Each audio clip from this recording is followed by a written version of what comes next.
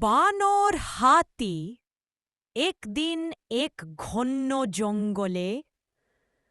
হাতি ছিল শান্ত স্বভাবের, গায়ে ধূসর রঙকে, বড় দাঁত আর চোখে কোমল দৃষ্টি। বানর হেসে বলল, আহা, মজা করলাম বন্ধু। কিন্তু হাতি তখন খুব রেগে গিয়ে তার লম্বা সুর দিয়ে বানরকে গাছ থেকে নামিয়ে দিল। তখন দুজনের মধ্যে ছোটখাটো মারামারি শুরু হয়ে গেল। বানর লাফাচ্ছে, হাতি সুর নাড়ছে, ধুলো উড়ছে চারদিকে। শেষে জঙ্গলের পাখিরায়ে এসে দুজনেকে থামাল। তারা বলল, বন্ধুত্ব মানে মারামারি নয়, ভালোবাসা। হাতি ও বানর একে অপরের দিকে তাকিয়ে হাসল। তারপর বানর বলল, চল, এখন থেকে আমরা বন্ধু। হাতি বলল, চল, আজ থেকে কেউ কাউকে রাগাব না।